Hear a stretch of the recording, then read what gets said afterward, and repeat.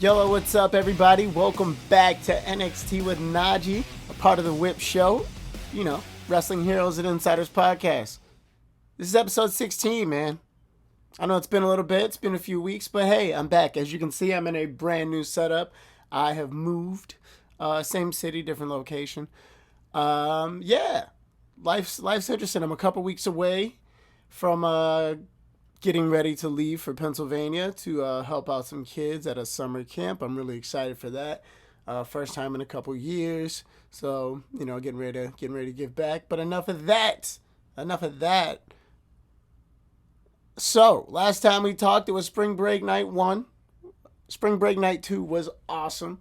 It was amazing. I saw Lola Vice pick up the win against Natalia in the NXT Underground match, which was really, really good. I suggest you guys go check that out. That was the first ever women's NXT Underground match. I really, really hope we get another one in the future, but please, please, please go check that match out, you guys. Followed by another week of great matches, but most importantly, a hilarious segment from the Supernova Sessions, featuring Mr. Trick Willy Wonka himself. Hilarious nickname. Wild nickname, but hilarious nickname. But we're going to move on to this week, which was the May 14th episode in 2024 of NXT. Now, this was a fun time. I was sitting front and center. You could see me just having a blast and a half. It was a double taping. But like I've done in the past, I will not discuss anything that will spoil anything. We're just going to cover what you guys saw this week on Tuesday. Or for those of you who haven't watched, hopefully this will give you a good insight on what happened. We're not going to do the promos, those segments. We're not going to do those. We'll let those shine on their own. But we're going to move into this first match, which is the tournament match for the NXT Women's North American title. First match is Sol Ruca versus Izzy Dame. Now, we got Sol, who's been on fire. We got Izzy, who's been on fire. Went to a house show recently. Shout out to my boy BJ Ray, Sexy BJ Ray. We saw him debut this last week, Friday in Lakeland. Awesome. Love that kid. But the reason why I bring that up is because Izzy wrestled. Izzy had a good match. They lost, but Izzy chased some folks around. Izzy was hot. Izzy was heated. But then later on during the night, during a completely different match, Izzy came right back out to provoke some more people. And I feel like Izzy is just out for blood right now. Izzy is on fire. Izzy is really trying to find her way now that Kiana is gone. But it seems like the whole entire crowd is really, really, really behind Sol Ruca, and her return has just been fantastic. Sol Ruca gets the win here with an out of nowhere soul snatcher in the corner. And if you can actually see my face in the bottom corner of that video, I was shook. I was very surprised that it happened. It was very abrupt, but good on Sol. She was a number one seed coming in to the tournament after the combine that they had last week. So yeah, Sol Ruca gets the win. Good job. Congratulations. Moving on. We got OTM with Miss Parker versus Idris Enofe. Idris Enofe and Malik Blade with Brindley Reese in their corner. Now, Enofe and Malik look amazing. They hit their normal high-hitting, high-flying moves. Their timing is fantastic. Their chemistry is fantastic. Their crowd work is fantastic.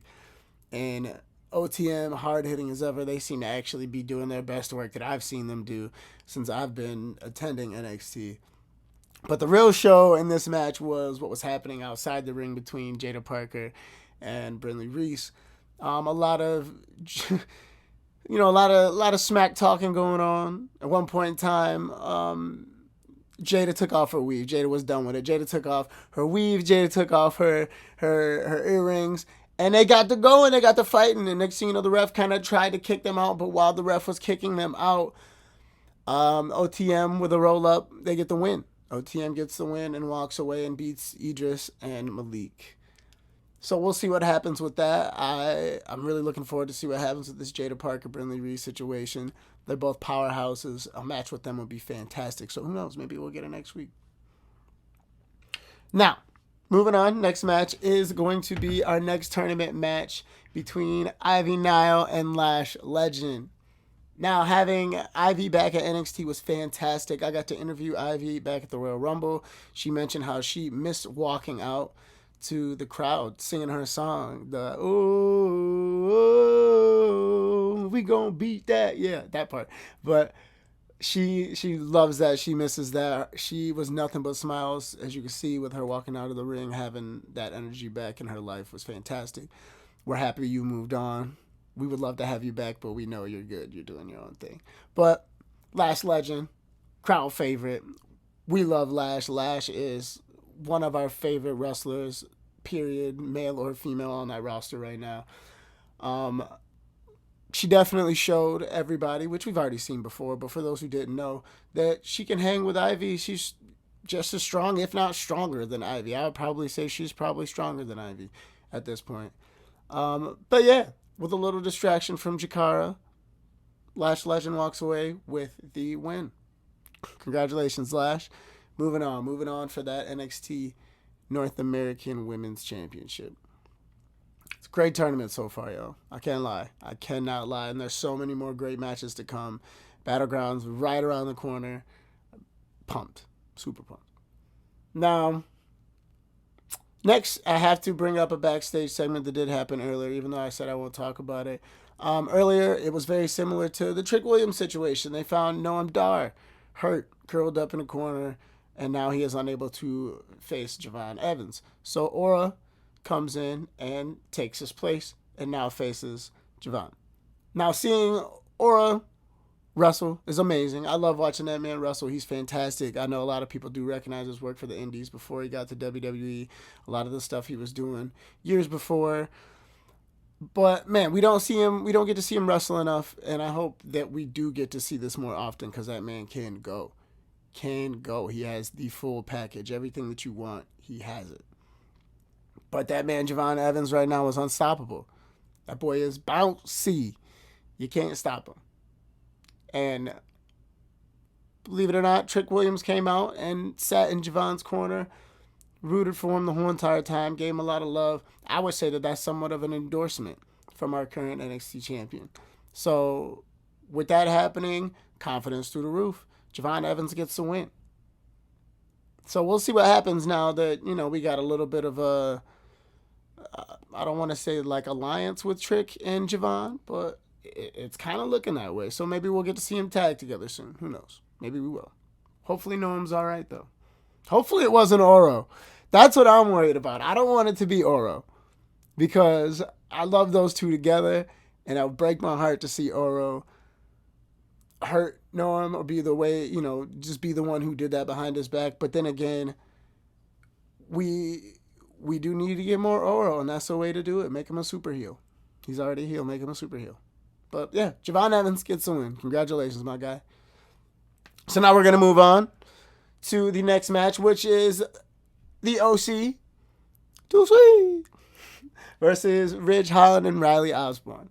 Now, for me, I'm still a little confused as to why the OC's still there, if they're still trying to get the tag team titles, because they keep making it seem like that, but I thought that they got drafted in this past draft. So it kind of seems like it's breaking that brand split rule already. But whatever. Love having the legends there. Love being able to go ooh, ooh, every single week. But yeah, it seems like Ridge is trying to join Chase U. And this combination of him and Riley Osborne is very interesting to me. Very hard-hitting match. Also high-flying due to Riley Osborne being in it. But I think the lack of chemistry between those two was supposed to be the point of it. And that's how the OC ends up winning with yet another roll-up. It's been quite the roll-up night here tonight for NXT. Now, breaking my rule twice in one episode. Another backstage segment led to a match. Now, we know there's been a lot of heat with Petrovich and Lola Vice, Shayna Baszler, Natalya, that whole entire group. They all get to brawling backstage, and Carly Bright gets hit in the crossfire by Lola, and that kind of stems into Carly asking for a match later on in the night. If you don't know who Carly Bright is, she has been wrestling on Level Up a lot the past couple of months. Fantastic talent. She's been really, really helping a lot of the other new talent out as well. But this is a match that we got kind of out of nowhere. She must have got told to turn it up a notch, because the times that I've seen her wrestle, Carly, she's been good, but man, she hasn't looked as good as she did, on Tuesday. So they must have told her to step it up a notch or ramp it up or kick it up to high gear, because she looked fantastic and really held her own against Lola Vice. And in my mind, Lola's probably going to be our next NXT Women's Champion as soon as this feud with, Carmen ends. That's what I think would probably happen. It only makes sense after you get to work with a legend like Natalya to get pushed up to that match. But yeah, just like many others, Carly couldn't dodge that spinning back fist from Lola, and Lola walks away with the win. After the match, another brawl with Carmen happens, and it looks like we might get the tag match next week that we've been kind of waiting for, which is Shayna and Lola against Natalya and Carmen. So I think we're finally going to get that next week. So we'll see what happens with that. We'll see how that saga moves forward. Now, our main event is Tony D'Angelo versus Charlie Dempsey for the Heritage Cup. Difference here is that usually it's a no quarter catch crew. This time, just Charlie. Charlie is all alone in his chocolate factory. And it's Charlie Chocolate Factory. I knew that joke was bad. That's why I stuttered when I tried to say it. So forgive me. But after last week's beatdown of Kemp and Bourne, they're nowhere to be found. He has to come out all by himself and defend that cup. And he's going to do everything he can. And he definitely puts up a great, great, great fight. Now, round 1 goes to Tony. Guess what? Via roll-up. Once again. Round 2 goes the distance, which was nice to see, because I was a little worried this one might get rushed. Round 3 goes to Charlie via a huge German suplex, which I thought kind of made Tony look a little weak, but I get it. That's kind of Charlie's gimmick. That's kind of, Chad Gable also does it too as a finisher, so it makes sense. It just felt like for Tony that wasn't it. But round 3 goes to Charlie. Round 4 also goes the distance. And then there was like a 5-second break. I swear to you that was not a full 15 seconds, unless I just got distracted being in that crowd and talking or whatever. But round 4 goes the distance with a 5-second break. The final round ends with a new Heritage Cup winner, Tony D'Angelo. Now, me and my friends, my NXT Renegades, we've been saying for a while now that we thought something was going to happen for Tony sooner or later, either a North American title or the NXT title. I didn't necessarily see the Heritage Cup coming, but I like it with them.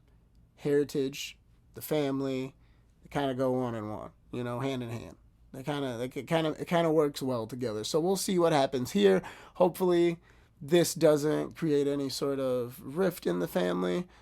I'm still surprised they're here. I thought they were going to get drafted, but I'm happy for them. Congratulations, Tony. I'm happy you had your moment. We will see what happens next. Maybe you guys can go after the tag titles. Maybe you guys can try to get all the gold. That'd be pretty cool. Make it work out. Yeah. So, yeah, that's pretty much it, you guys. Thank you guys so much for tuning in, listening to me this week. I only have about 2 more episodes left to attend live in person before I hit the road and head out in Pennsylvania. So get used to this backdrop for like maybe another month. And then who knows how it's going to look after that, because I don't even know what my living situation is going to look like at this camp. But just know I'm still going to stay active. I'm still going to stay here. Thank you guys for listening. Make sure you guys like, subscribe, follow The Whip Show, Wrestling Heroes and Insiders Podcast. It's on Spotify, on YouTube, everything. Follow me on NXT with Najee. Check out all my socials here if you guys are watching on video. Follow me. I appreciate you guys. Thank you guys so much. See you.